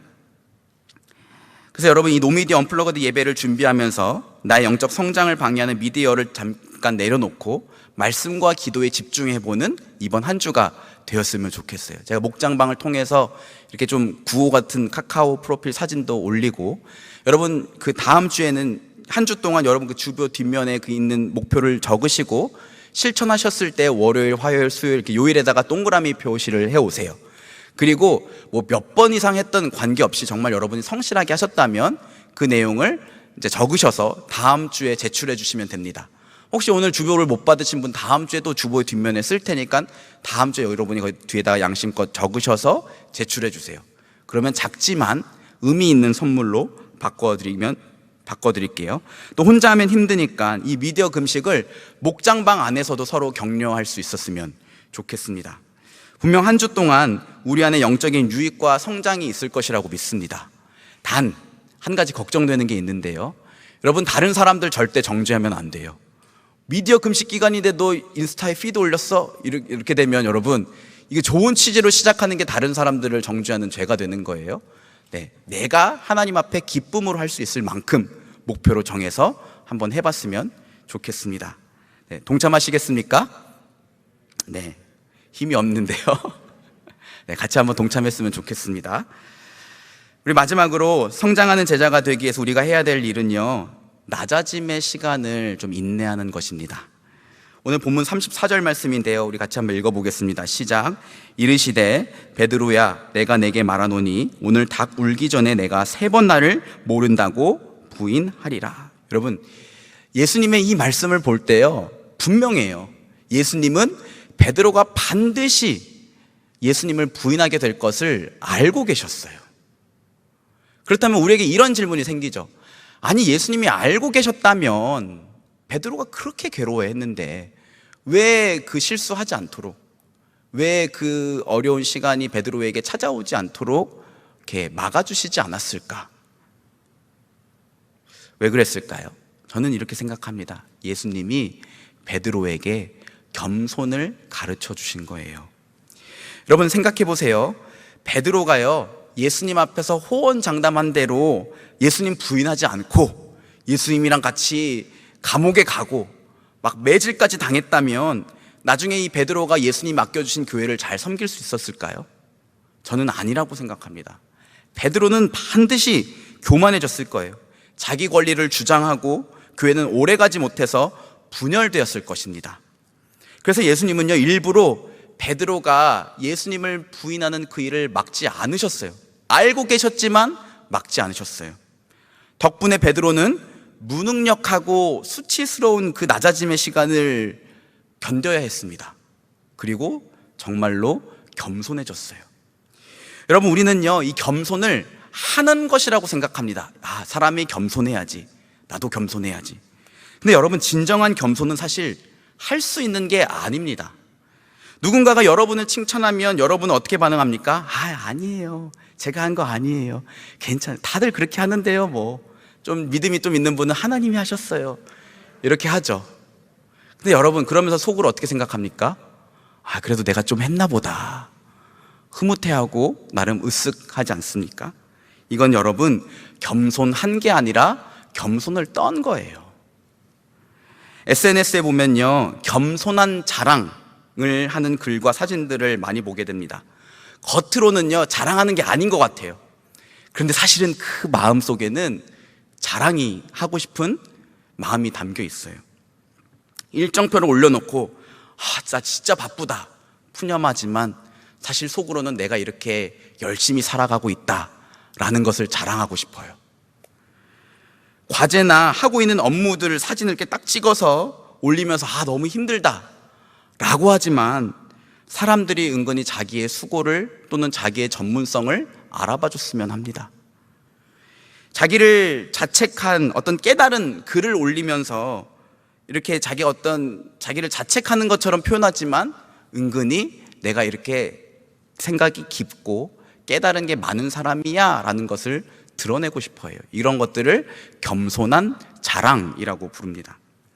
우리 이런 것들을 보면요, 정말 우리가 겸손한 척 할 수는 있어도 겸손할 수는 없는 것 같아요. 겸손을 떨 수는 있어도 진정으로 겸손할 수는 없습니다. 이게 바로 우리의 죄성이에요. 그런데 하나님은 때로 우리에게 일부러 무기력하고 수치스러운 낮아짐의 시간을 허락하십니다. 그리고 그 시간들을 통해서 절대로 겸손할 수 없는 우리를 겸손해지게 만드세요. 시작할 때 말씀드렸던 유재석 씨는요, 동료 연예인들 사이에서 겸손한 것으로 유명한데요, 언젠가 한 라디오 방송에서 송은이 씨가 이 유재석 씨에 대해서 이렇게 말을 했대요. 재석이가 못 나갈 때는 참 교만했거든요. 그런데 잘 나갈 때는 겸손하고 참 이상해요. 신기한 일이죠. 보통 못 나갈 때는 겸손해지고 잘 나가면 교만해지잖아요. 근데 무명 시절에 유재석 씨는요, 방송이 안 되고 하는 일마다 어그러질 때 이렇게 기도를 했대요. 자기 전에. 한번 들어보세요. 한 번만 기회를 주시면, 단 한 번만 기회를 주시면, 제발 저에게 개그맨으로서의 기회를 주시면 제 소원이 이루어졌을 때 제가 만약 초심을 잃고 만약에 이 모든 것이 나 혼자 얻은 것이라고 단 한 번이라도 제가 그렇게 생각을 한다면, 그때는 이 세상 그 누구보다 제가 큰 아픔을 받더라도 저한테 왜 이렇게 가혹하게 하시냐고 원망하지 않겠습니다. 여러분, 유재석 씨는요, 그 서럽고 힘든 무명 시절을 길게 지내면서 이게 진짜 나의 힘으로 할 수 없다는 것을 아마 느꼈던 것 같아요. 그래서 이걸 내가 힘으로 했다고 내가 나중에 말하게 된다면 내게 있는 거 다 걷어가셔도 원망하지 않겠습니다. 그가 하나님을 믿는지 안 믿는지 모르겠지만 분명했던 것은 이 힘들고 어려운 무명 시절을 겪으면서 그는 책으로 배울 수 없는 겸손을 배우게 됐던 것 같아요. 저에게 있어서는 가장 무기력하고 수치스러운 시간은 2017-2018 시즌입니다.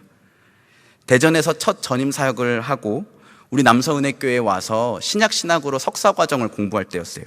그때 저희 셋째가 태어났는데 새 아이의 나이가 5살, 3살, 1살이었어요. 한참 손이 많이 가고 자주 아플 때잖아요. 여러분, 제가 해보니까 애 키우는 게 군대 가는 것보다 어렵습니다. 그러니까 우리 형제들 나중에 결혼하시면 아내에게 잘하셔야 돼요. 훨씬 힘들어요.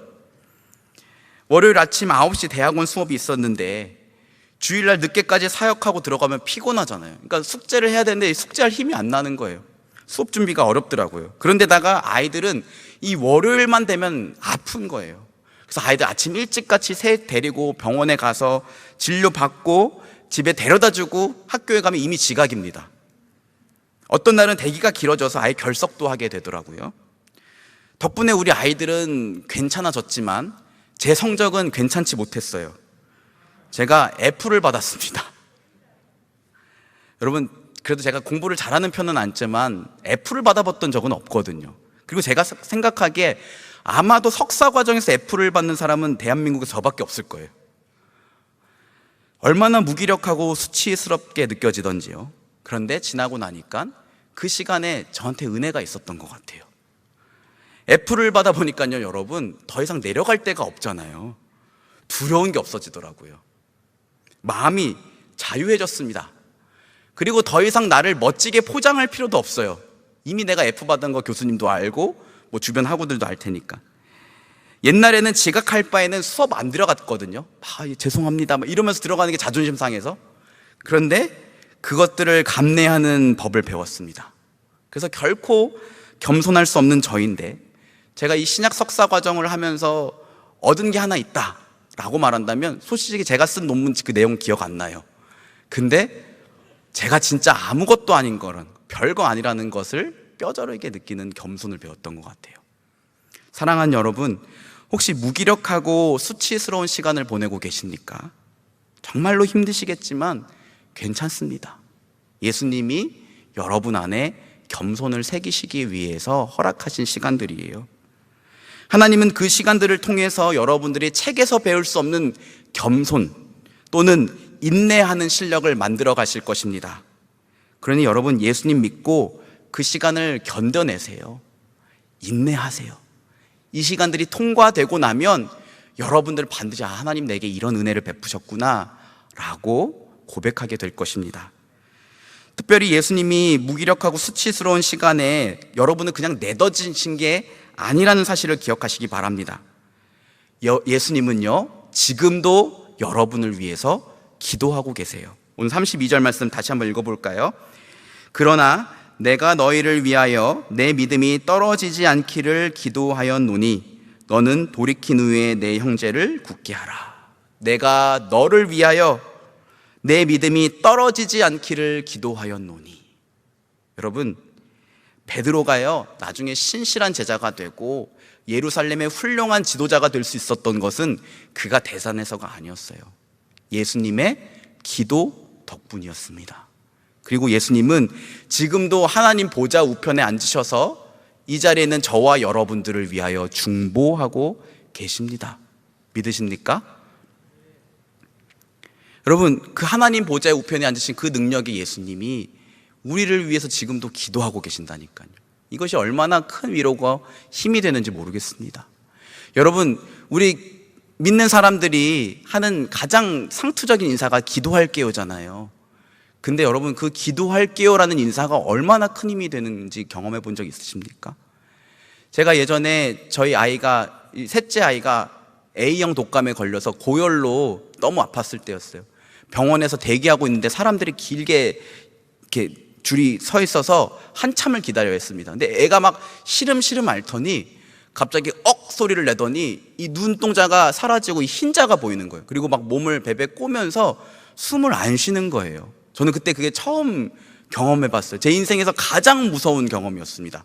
그래서 얘가 숨을 안 쉬고 죽을까봐 이거 어떻게 해요 하면서 애를 안고 그 아직 진료 보고 있는 의사 선생님 방에 문을 열고 들어가서 얘 좀 봐주세요 하고 소리를 쳤어요. 나중에 알고 보니까 이게 열 경련이더라고요. 아이들이 열이 너무 높이 오르면 이런 일들이 종종 일어난대요. 의사가 이렇게 조심스럽게 아이의 옷을 풀고 또 해열제를 이렇게 삽입을 해가지고 저희 아이가 그때부터 숨을 쉬기 시작하더라고요. 제가 그때 가슴을 쓸어내렸습니다. 그런데 5초 있다가 바로 전화가 오는 거예요. 저희 교회 권사님이셨는데 그 권사님이 뭐라고 하셨냐면, 그때 제가 아울리치 나가기 하루 전날이었어요.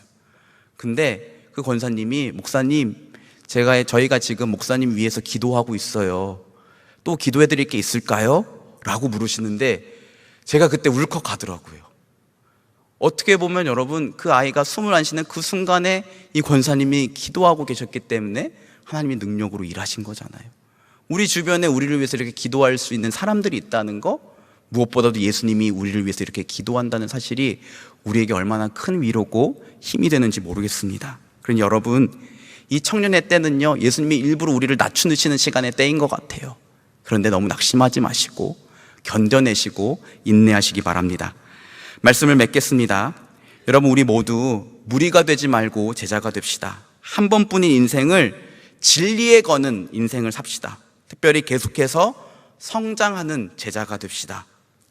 영적 성장의 가장 큰 걸림돌은 교만.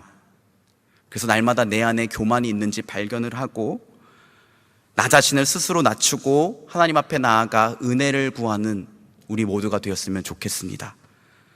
은혜에 대한 목마름을 회복시켜달라고 기도하시기 바랍니다.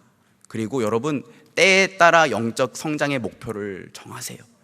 내 공부하는 목표, 내 어떤 진로의 목표, 내 어떤 방학 중 휴가 계획, 이런 것들만 세우지 마시고 내 영적인 성장의 목표를 정하세요.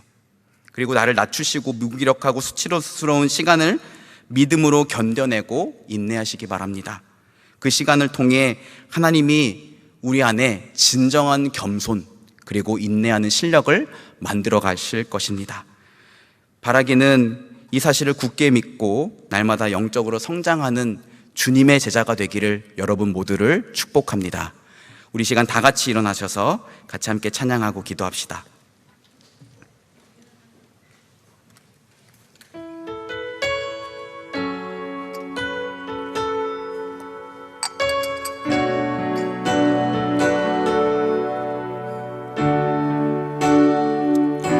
우리 같이 함께 찬양할까요?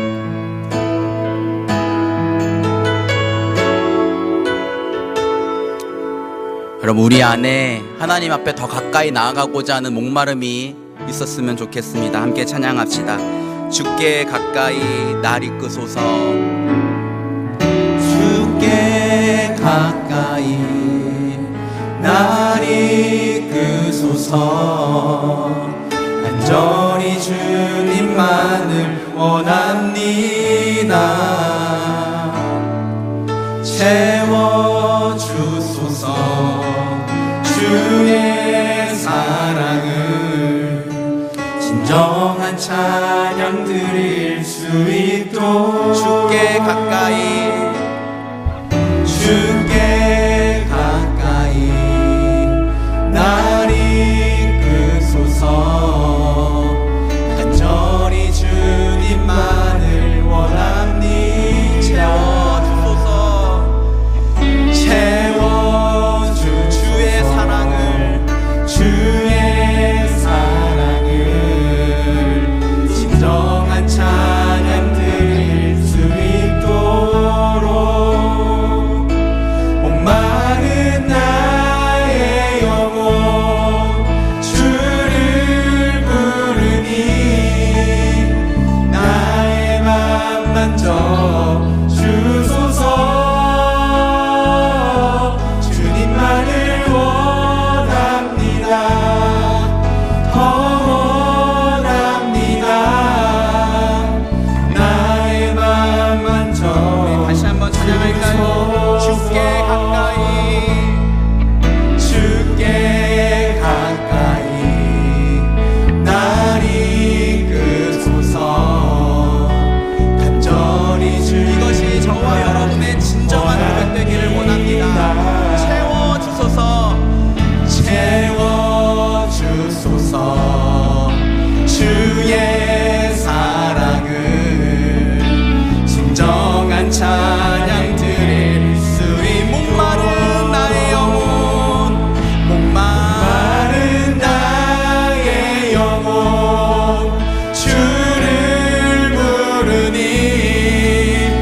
나의 맘 만져 주소서. 주님만을 원합니다. 더 원합니다. 나의 맘 만져 주소서. 나의 영혼 목마른 나의 영혼 주님 채워주시옵소서. 주의 사랑과 은혜로 채워주시기를 원합니다. 나의 맘 만져 주소서. 주님만을 원합니다. 더 이것이 우리 모두의 진실과 고백 되기를 원합니다. 나의 맘 만져 목마른 나의 영혼 목마른 나의 주를 부르니 주를 부르니 나의 맘 만져 주소서. 주님만을 원합니다. 더 원합니다. 나의 간절한 심령으로 찬양할까요? 오 주님 채우소서. 오 주님 채우소서. 나의 잔을 높이 듭니다.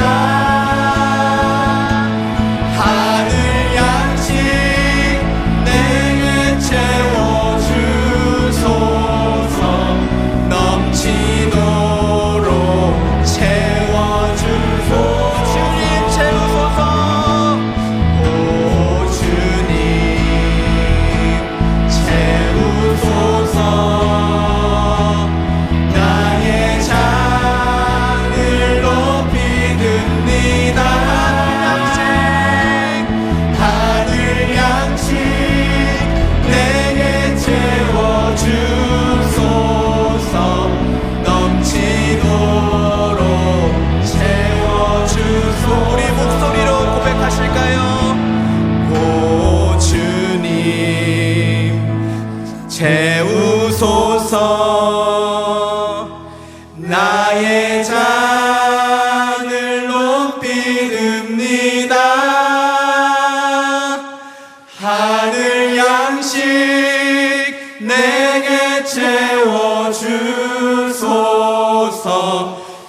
넘치도록 한 번 더 고백합시다. 주님 채워주시옵소서.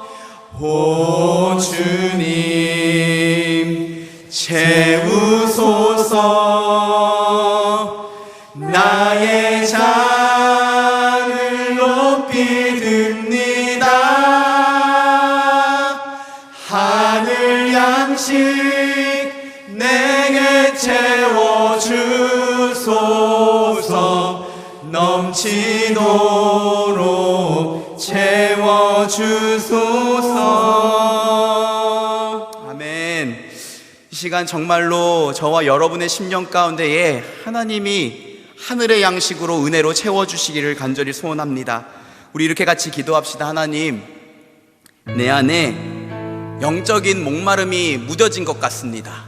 어느 순간부터 그저 바리새인과 같이 형식대로 습관대로 종교 생활을 반복하고 있는 내 모습을 봅니다. 하나님은 교만한 자를 멀리하시고 겸손한 자에게 은혜를 주신다고 하셨습니다.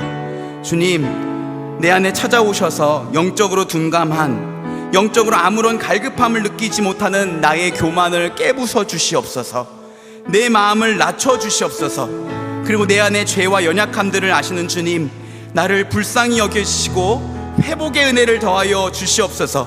특별히 우리 찬양하였던 것처럼 당신의 사랑으로 내 마음을 가득히 채워주시기를 원합니다. 아버지, 우리가 이 모든 일에 나를 사랑하시는 이로 말미암아 넉넉히 이기느니라, 그 바울의 고백과 같이 우리에게 필요한 것은 주님 당신의 사랑입니다. 당신의 사랑의 은혜를 내게 채워주시옵소서. 내게 부어주시옵소서. 우리 이런 기도 제목을 가지고 함께 주님 한번 찾고 간절한 마음으로 기도하겠습니다. 주여, 사랑하는 주님, 이 시간 간절한 마음으로 기도하며 나아갑니다. 아버지, 우리 안에 영적인 교만을 깨부셔 주시기를 원합니다. 어떠한 영적인 목마름도 있지 않은 상태, 아버지 그저 행위대로 습관대로 아버지 형식적으로 종교적인 생활을 반복하고 있는 우리의 모습을 보게 됩니다. 아버지, 바리새인과 같이 주님 앞에 아무런 흠이 없다고 자랑하고 싶지만 우리 마음속으로 은밀한 가운데에는 죄와 가득한 연약한 것들을 보게 됩니다. 아버지, 이러한 많은 것들을 아시고 계시는 주님, 아버지 우리가 영적인 이 교만의 상태에서 내려오기를 원합니다. 성령님, 우리 마음 가운데 찾아오셔서 우리 안에 있는 은밀한 죄악들을 발견하게 하여 주시고 우리 안에 있는 교만들을 깨부셔 주시기를 원합니다. 내 안에 있는 죄와 연약함을 아시는 주님, 아버지 나를 주님의 사랑으로 채워주시옵소서. 아버지, 나를 불쌍히 여겨주시고 내게 은혜를 내려주시옵소서. 나를 불쌍히 여겨주시고 내게 은혜를 내려주시옵소서. 하나님, 내 안에 영적인 목마름을 허락하여 주시고 아버지, 그 목마른 상태 내게 은혜 주시니 아니면 나는 살 수 없다는 그 마음을 가지고 날마다 주님을 찾고 부르고 하나님을 갈망하는 예배자들 되게 하여 주시옵소서. 아버지, 그저 나와서 형식적으로 습관적으로 예배하는 것이 아니라 날마다 하나님 앞에 무릎 꿇어서 내게 은혜 주시기를 간절히 구하고 하나님 앞에 나아가는 그 목마른 심령이 될 수 있도록 아버지, 우리를 축복하여 주시옵소서. 우리를 긍휼히 여겨 주시옵소서. 하나님, 내게 은혜를 베풀어 주시옵소서. 우리 이 시간 내가 예수 그리스도의 신실한 제자인지 점검해 봤으면 좋겠습니다. BTR 퀘스천, 예수님을 나의 주인으로 인정합니까? 나의 모든 생각과 말과 행동과 인생의 중요한 결정이 예수님이십니까? 지금 여러분들이 가장 친밀하게 관계를 맺고 있는 그분이 바로 예수님이십니까? 이 질문에 여러분, 우리 솔직하게 그리고 진실하게 대답했으면 좋겠습니다. 그리고 이렇게 같이 기도합시다. 예수님 당신을 나의 주인으로 인정합니다. 내 삶에 찾아오셔서 나의 모든 생각과 행동과 인생의 주관자가 되어 주시옵소서. 그리고 다시금 당신과 무너졌던 관계를 회복시켜 주시기를 원합니다. 나의 모든 죄를 주님 앞에 고백하오니 예수님, 당신의 보혈로 나의 죄를 깨끗하게 씻어주시고 다시금 내 안에 충만하게 임재하여 주셔서 당신과 더 깊은 사귐과 사랑의 은혜를 누리게 하여 주시옵소서. 예수님 당신의 사랑 안에 날마다 거하는 우리 모두가 되게 하여 주시옵소서. 예수님 당신의 사랑 때문에 하루를 살고 하루를 힘내고 아버지 무너진 자리에서 다시금 일어서는 우리의 심령이 되게 하여 주시옵소서. 우리 이런 기도 제목을 가지고 함께 기도하며 나아갑시다. 함께 기도하겠습니다. 하나님 아버지, 이 시간 예수님 당신을 나의 주님으로 고백하며 인정하며 나아갑니다. 예수님 당신은 나의 주인이십니다. 나의 모든 생각과 말과 행동과 인생의 중요한 결정의 규진이 되어 주시기를 원합니다. 예수님 당신이 원하시는 것을 원하고 예수님 당신이 기뻐하시는 것을 행동할 수 있는 저희가 되게 하여 주시옵소서. 예수님 내 삶의 유일한 기준이 예수님 당신이 되게 하여 주시옵소서. 예수님 당신과 날마다 친밀한 관계를 맺고 드리는 우리가 되기를 원합니다. 아버지, 내 안에 찾아오셔서 내 안에 주인이 되어 주시옵소서. 예수님 당신과 무너졌던 이 관계가 다시금 회복되어지기를 원합니다. 아버지, 내 안에 예수님만이 다른 것을 우상으로 삼고 있던 모든 것들을 주님 앞에 내려놓기를 원합니다. 그리고 예수님 나의 전도가 되어 주시옵소서. 예수님 당신의 사랑으로 내 마음을 가득히 채워주시고 아버지, 믿음으로 다시금 일어설 수 있도록 은혜를 더하여 주시옵소서. 믿음을 더하여 주시옵소서. 나를 불쌍히 여겨 주시옵소서. 예수님 당신을 나의 주인으로 인정하고 아버지, 다시금 그 예수님을 나의 믿음으로 아버지 나의 모든 것으로 믿고 살아가기를 원합니다. 이번 한 주간 내 마음 가운데 찾아오셔서 다정하여 주시고 나에게 원하시는 것을 말씀하여 주시고 당신의 뜻에 순종할 수 있는 믿음을 더하여 주시옵소서. 우리를 불쌍히 여겨 주시옵소서. 우리 마지막으로 여러분 한 가지만 더 간절하게 기도합시다. 하나님, 제가 지금 너무나 무기력하고 수치스러운 시간을 지나가고 있습니다. 더 이상 견디기가 힘들고 하나님과 다른 사람을 원망하고 싶은 마음만 가득합니다. 주님, 그 성전에서 가슴을 치며 하늘을 바라보지도 못하고 기도하였던 그 세리의 심정이 바로 저의 심정입니다. 나를 불쌍히 여겨 주시옵소서. 그리고 이 시간을 버텨낼 수 있는 힘을 주시옵소서. 하나님, 내 안에 선한 것을 만들어 가시는 하나님을 굳게 신뢰하는 믿음을 더하여 주시옵소서. 내게 믿음을 더하여 주시고 이 시간을 버텨내고 이겨낼 수 있도록 하나님 내게 은혜를 베풀어 주시옵소서. 우리 같이 주님 한번 찾고 기도하겠습니다. 주여, 하나님 아버지, 이 시간 간절한 마음으로 기도합니다. 아버지, 우리에게 은혜가 필요합니다. 너무나도 힘들고 어려운 시간들을 살아가는 우리 청년들에게 은혜가 필요합니다. 너무나 수치스럽고 너무나 당황스럽고 아버지, 너무나 내 자신이 무기력하게만 느껴지는 나에게 하나님 당신의 은혜가 필요합니다. 아버지를 불쌍히 여겨 주시옵소서. 아버지, 이 시간을 버텨낼 수 있도록 은혜를 더하여 주시옵소서. 하나님, 우리 안에 겸손과 인내하는 실력을 만들어가고 계시는 줄 믿습니다.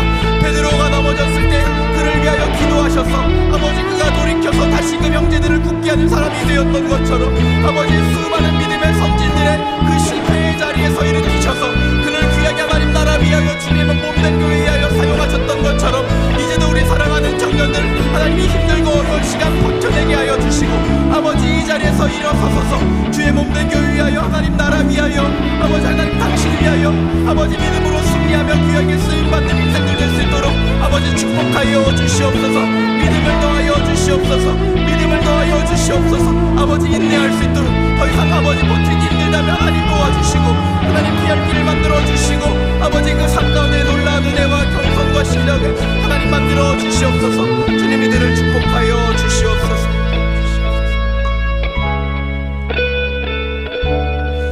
하나님 아버지, 예수 그리스도 당신의 신실한 제자가 되기를 간절히 소원합니다. 하나님, 그저 나의 이익을 위해서 나의 관심과 호기심 때문에 예수님을 따르고 어떠한 순간이 되면 예수님을 모른 듯 부인해버리는 무리가 되지 않기를 원합니다. 한 번뿐인 인생이기에 하나님 당신께 그리고 진리에 우리의 모든 것을 걸기를 원합니다. 예수 그리스도 신실한 제자 될 수 있도록 우리 모두에게 믿음을 더하여 주시고 은혜를 허락하여 주시옵소서. 특별히 성령님, 우리 마음 가운데 찾아와 주셔서 너무나도 견고하게 교만해진 우리의 마음을 낮춰주시기를 원합니다. 우리 안에 있는 은밀한 죄악들을 보게 하시고 우리 안에 은혜에 대한 목마름들을 회복시키셔서 날마다 하나님 앞에 더 가까이 나아가는 저희들 되게 하여 주시옵소서. 하나님,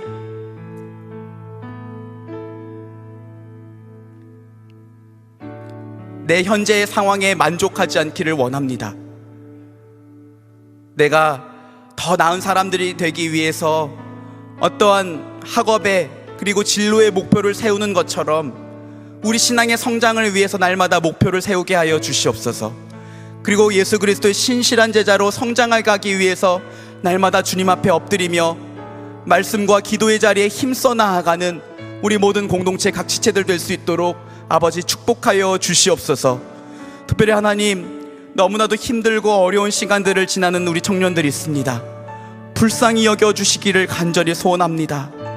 하나님, 너무나도 수치스럽고 무기력하고 아무것도 할 수 없는 그 자리 가운데에 있지만 예수님 여전히 나를 위하여 기도하고 계신다는 사실을 기억하게 하여 주시옵소서.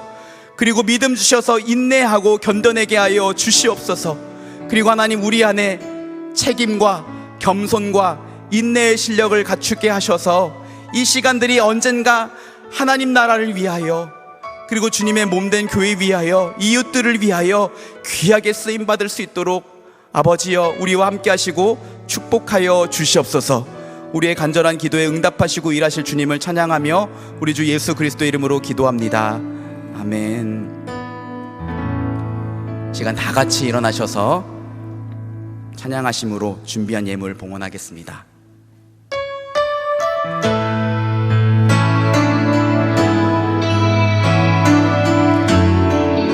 여러분, 우리는 예수님의 몸된 교회입니다.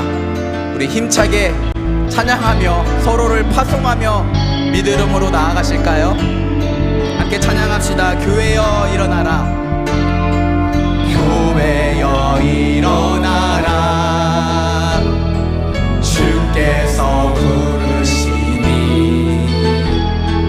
두려움과 실패 내려놓고 교회여 일어나라. 교회여 일어나라. 교회여 일어나라. 주께서 보내시니 우릴 부르신 삶의 자리에서 교회여 일어나라. 우린 세상의 믿음을 밝히는 하나님의 편지 주의 교회를 통해 세상이 주를 같이 찬양합시다. 일어나라 일어나라. 아버지 사랑으로 아버지 능력으로 서로 하나 되어 그 빛을 비추라.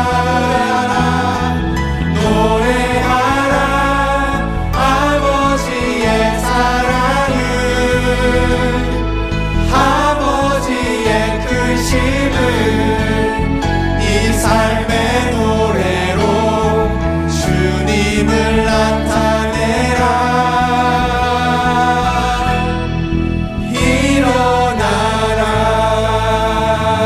일어나라. 하나님 아버지, 이 시간 믿음으로 당신 앞에 예물을 올려드립니다. 이 예물 주님 기쁘게 받아주시고 하나님 나라 위하여 주의 몸된 교회들을 위하여 그리고 꼭 필요한 이웃과 선교지와 선교사님들을 위하여 귀하게 합당하게 사용하여 주시옵소서.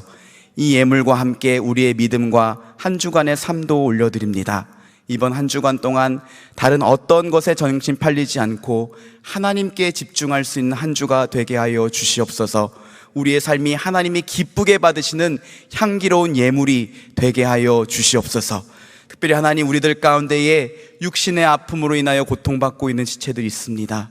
암과 싸워서 이기게 하시고 절망적인 선고를 받았지만 믿음으로 일어서게 하여 주시고 형제와 자매와 부모님의 아픔을 위하여 간절히 기도하는 우리 청년들의 기도를 들으시고 하나님 응답하여 주셔서 사람이 할 수 없는 놀라운 일을 행하신 하나님, 그 아프고 넘어진 그 자리에서 일어설 수 있도록 하나님 치유하시고 회복시켜 주시옵소서.